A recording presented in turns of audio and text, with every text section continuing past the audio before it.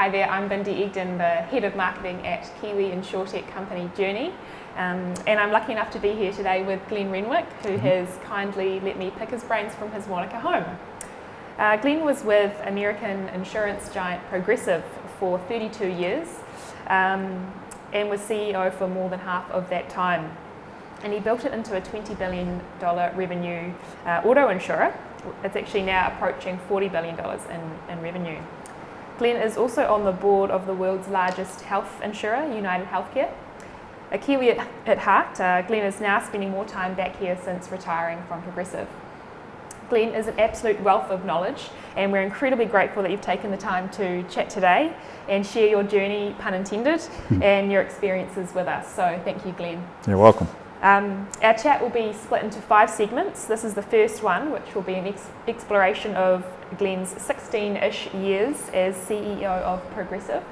In the following segments, we'll also discuss robots, innovation, we'll play a game of true or false, because why not? And we'll finally talk about going full circle and working with startup and fintech companies.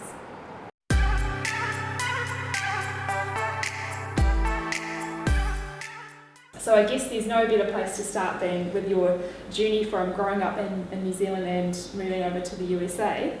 How did you find yourself in America and working at Progressive? Well, that's a story I've told a few times, so I'll try to keep the really short version here. My wife, whom you've met and visit, is an American, and I went, 74, 75, something like that, to the United States as sort of we call it an exchange student, but it was really just a cheap fare. I wasn't studying, and did that rather than perhaps the UK, which was maybe a little bit more common. And I've certainly enjoyed the United States, met a lot of people. My wife is one of them. She came out to New Zealand, and frankly, after I graduated at University of Canterbury here, that commute just wasn't going to work. So I ultimately transitioned to the United States in 1977, and like so many Kiwis, I'll be away for a few years and then I'll be back. A few years turned into 40 plus, and but I'm back now, so at least part-time, so that's great. And how did you find yourself at Progressive? Well, that's an even more twisted story. My background is more math and engineering, and after I left the University of Florida Engineering School, I went to Bell Labs, which was a more technical institution at the time, and so on and so forth, a wonderful place.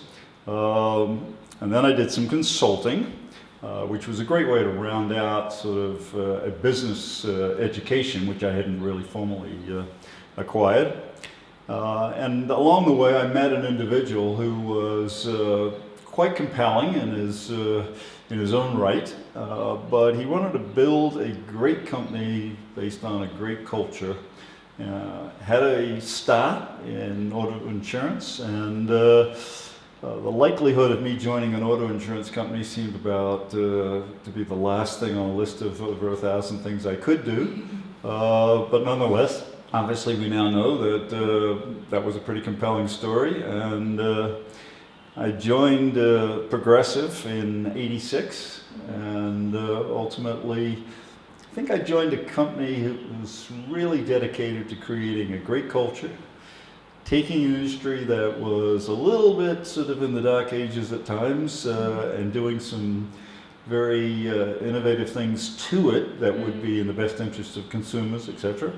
And just applying a level of thinking that was not traditional to that industry. So we tended to seek out, and have since continued to seek out, talent that isn't necessarily from the industry, but from tangential disciplines and skills and industries, so that we actually are an amalgam of other really good ideas, but not stuck perhaps in the classic mold of an insurance company as it was then.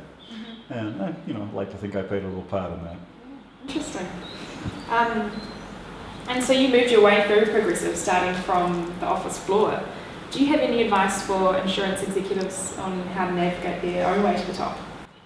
Sure. I came into Progressive in a role we call product management, which is in and of itself, and I'll get to the exact question, in and of itself an important part of what we do. We rest a lot of authority with an individual to run a small part of the business. So it might be auto insurance in Iowa, and that is your domain. You're the product manager for it, and you hit your goals and you expand your market opportunities and share and so on and so forth, and someone else might be motorcycle in Nebraska product management. So it's a very interesting structure, and all of that comes together to build the company. So I actually started as product manager in Florida, which was one of our largest states, which was great, but a little bit of an awesome responsibility coming in new and starting at a really important part of the business. And many people along the way after I'd sort of proceeded through Progressive would ask so what's career pathing? What do you do? What do I need to do next? And arguably you should have like a really great textbook answer for that, and that doesn't interest me. My advice would be do what you're doing now extraordinarily well, and then have curiosity. Academic curiosity, curiosity driven by the consumer frustrations, whatever they may be with your product, and just have that thinking that so I can do something better. Do your job really well, but always have curiosity. How could it look a little differently? How could I turn it another 5-10 degrees? Most people, and all of us to some extent, try to make things a little better in our roles during the course of a company. It's the people who can turn it just a little bit further than that really get my interest. And I would say that's the best advice I can give. Do the job you're doing really well, and then have good ideas to maybe approach things a little differently. And then don't be a cowboy about it and just do it. Sort of socialize those and have ideas get better by that socialization process. That's great advice. If you had to pick a single trait of yours that you think accelerated your own success, what would that be? I'm using the same word. There's a curiosity, and I'd probably put a / pragmatism. So it's okay to have curiosity, but if the curiosity is just sort of in the vapor, then it's not going to really matter much. If you can combine that with what I would like to think is good Kiwi pragmatism, can you get that done? It may be a high mountain, but can you get it done? And I think, as I've often talked about inside of Progressive, is you've got to have great ideas, but then you've got to have great leadership and pragmatism as to how to get them done. A great idea not implemented is not worth very much in the economy. What are one of your top 1 or 2 highlights from your career so far? I'd love to think, you might want to start off by saying, Progressive when I joined it was about 400 million. Now, as you said, we can certainly see 40 billion from here. I'm not a part of it today, but I'd like to think that as a part of the rails that will get us there, that's 100x. That doesn't happen every day, so it's lucky to be able to join a company that has the potential to do that. But I think helping do that was clearly a success. But I might push that a little further aside than you would think. I think the real sustaining part of Progressive, that's the measured outcomes, would be the culture. It's a very special place. Now, every company has a culture, and many, many, many are good, so I don't want to come across and suggest somehow Progressive is better, but it's different, and it's designed to have us be extraordinarily successful and attract and retain the kind of talent that you need to have a $40 billion company, I'm now thinking in future numbers, that still feels like it was close to the same culture as it was when it was 100th of that size. And it must have been difficult to juggle life and work. How did you prioritise everything? Well, I do a little teaching, mentoring at universities, and surprisingly, that's one of the key questions I get, which I don't think sort of happened that many years ago, is work-life balance. And my answer here is not going to be hugely satisfying. It's that if you choose to really commit to a company, balance is hard to find. Now, I don't surrender to that. I make sure that I plan in other parts of my life, whether it be travel, whether it be sport, and all through working hard, I think I played hard as well, or ran hard and did marathons and continued my rugby and biking and triathlons. And I think you've got to just have that discipline to almost add more. As much as it sounds strange when you talk about finding work-life balance, you can't reduce necessarily some of the things, but to balance it out, you almost have to add. And that's not something that was so intuitive to me early on. And as I address employees or groups now, the one thing that I say that I probably now know that I might not have known early is you got to take care of yourself. If you don't take care of yourself, you can't keep the pace up that will likely get you through, whether it's that next opportunity and then still be able to attack challenges in a full energy type way. And for me, it was perhaps living life even faster, as opposed to sort of finding downtime. That may not be the case for everybody, but I'm not going to sit here and say that, oh, it was easy, I just balanced life out and I did this and I did that. I actually had to put more on my plate to make sure the balance was about right. And would you say that there was a certain element of getting to know yourself, and then when you had that right balance, you were better than at your professional role? Oh, I think so. I mean, I'll just choose one thing. Taking long training runs. Now, training for marathons, I never did it the way you should do it. I got one long run in a week, but that was all I could sort of really work with my commitments. But at the same time, that long run became, probably my therapy. I mean, it was the time that I could put most things out of my head. I might think about a particular business problem on the run, but that became associating business and fun together in a very pleasant way. So I really enjoyed that kind of discipline of looking forward to the run, and in fact, occasionally trying to solve some problems at the same time.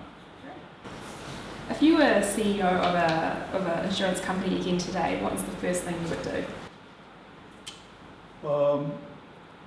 You might touch on some of these things. Make sure that both you and your entire company are clear about your objectives. That seems so simple, it's been said 4 million times, but I find that it's not necessarily true all the time that everybody in the company has the same general objective. And when that's not the case, you've obviously got different paths that you might follow. So get clear about your objectives. And then from that objective, get clear about your culture. What kind of culture do you want? What kinds of things are you prepared to do? And what potential compromises does that represent? And I think thinking through those things early, that doesn't mean they won't evolve, every culture evolves, is really important, especially to hiring key people that you will have around you. So that ultimately you can always be able to sort of say, this is working, this is working. You and I, we're getting to the right place, we're doing it the right way. Doesn't necessarily mean we agree on every single point, but it's sort of overall working. If on the other hand, there are two very capable people, but that chemistry is not working, then you're starting to look inwardly to your problems versus outwardly to the market, which is where you want to spend most of your time. One of the things that you're well known for is creating and maintaining a healthy company culture at Progressive, and you've touched on that a few times already. What were your pillar principles in doing this, and what kept you on the right path? Yeah, I think if we sort of talked about formal pillars, we talk about our values. I won't go through those specifically, but think about the same values you had growing up. We didn't make them that much differently. In fact, I would certainly use very pithy things to add to the values. If I was talking to our service people, I would say, treat every customer as if it was your mom. Or your own mom. Slight translation there. And if somehow you've got problems with your mother, some other family member that you're not in dire straits with, and that's worth a laugh, but at the same time, it is quite extraordinary how people treat their mother. And if you just have that mindset, you won't go far wrong. So values would be one. Second would be how does this work for me? It's okay for you to sit and say, hey, let's have these values. And I don't mean posters on the wall value, I mean real values. So we had something that was called a gain share program. And every single person in the company knew that if we as a company were gaining economically year after year, that they got to participate. I won't go through the details of it, but it was really a very interesting and exciting thing for people. And I would say without doubt, there is not an employee of Progressive who you said to them today, well, tell me a little about gain share. They couldn't necessarily tell you the formula. They could tell you where it was during the course of the year and why it meant something for them. And the third thing that I would tell people, certainly when we're talking about our strategy, what we were hoping to achieve, why is it good for you? It has to be good for the customer, it has to be good for the shareholder, and it has to be good for the employee. So we really tried to keep that balance and recognize that if you're asking somebody to do something differently and they have no idea of why, then you have potentially failed in your leadership responsibilities. So I always, again, pithy kind of comments, I always say, little kids are great because they always ask why, frankly, to the frustration of parents a lot. And I don't know exactly what age kids stop asking why, but they sort of do. I don't think we should. So there's two types of why. Why is also resistance and defense. Why? Or it's why? Because I'm really curious. I want to see how I can help. And even if it's 30, 40,000 people in a company, if everybody can know why they matter, it is an extraordinarily different culture than some people getting it and others just doing a job. So that communication level was really critical, and frankly, I would say as a leader, I underestimated the need for continuous communication around what are we trying to achieve, what's our strategy, what's our path there, and why does it matter to you? That leads sort of onto my next question, and culture can be a tough one to measure. What is the single most important metric or sign or feeling of a healthy company culture? You're right, it's very hard to measure. For me, I tended to measure it, and we did measure it, but not sort of scorecards that were openly available in this particular case, although we made transparency a big part of our culture, so most things we did were very transparent, on who we're able to attract and how big of a defense our culture was to losing people to other insurance companies. Clearly I say this with some biased pride, so those watching should recognize I'm a little biased on this, but I think Progressive was the pace setter in the US for auto insurance by quite a significant measure. So guess what our competitors wanted? They wanted our top people so that they thought that taking one or two people could somehow therefore be the seed that would make their company. It didn't work that way because the culture was more than one or two people. But if a culture is worth something as a business asset, and I don't want to be awkward about it, we didn't do it to say, gee, it's a business asset, we did it because it was the right thing, but it turned into an asset that I could say we could come awfully close to measuring that it had economic value in not having people leave simply for a slightly different salary. Obviously, no one gets offered a job somewhere else at a lower salary than one did, so we all know that thing. The question is, what does the delta have to be to replace the value they have in the culture that they would be leaving? And if I can extend that just a little bit, we actually treated people who left and wanted to come back extremely well, including having very good records of that, and when someone else might be considering that, didn't happen very often, we actually have people who had left thinking their thesis would be, I'll go to this company and therefore this will happen. We would say, why don't you talk to that person before you make that final decision if they'd gone off and been with competitor A or competitor B.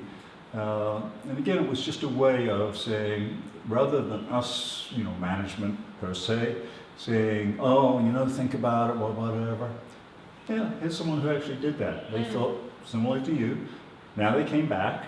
Why don't you chat with them and see what that hard to define calculus is in terms of what they missed most, what they lost, and coming back, how they value it. Interesting. Not everyone is immediately open to change and rapid innovation. Were there any trade-offs when pushing an innovative agenda and also trying to have a healthy company culture? Yeah, you are certainly right. I think people want to be a part of innovation and exciting things. However, everybody has a plate full. And when you talk about we're going to do it slightly differently, it's kind of like, well, first of all, I have a current plate, and you're asking me to do something differently. And you really have to plan process change. And it may be that, depending on the situation, you really have to commit additional resources to start modeling out the new environment so that you actually work out the kinks versus sort of disruption to the current environment. So it may require, oftentimes, not just sort of taking person A and saying, now you're going to do A plus B. You may have to actually simulate it. And by doing so, then let those people be disciples for the new process. Everything requires a little different view, but I think the clear thing that my takeaways would be, you've got to communicate change almost continuously. I used to think if I would say it, then it would be fine. Now I realize if I'm saying it for about the 100th time, it's starting to become, I guess this is serious, we're going to do this. And it's not because people are resistant, it's just because they've got a real job, and change means, well, somebody else is doing something. And occasionally you have to commit those resources.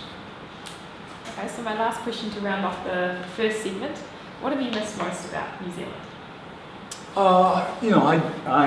You said in your introduction, I love New Zealand and I am a Kiwi at heart, and there's something profoundly interesting about being smaller and yet from a pure market size, it will never produce the results like a market in the United States.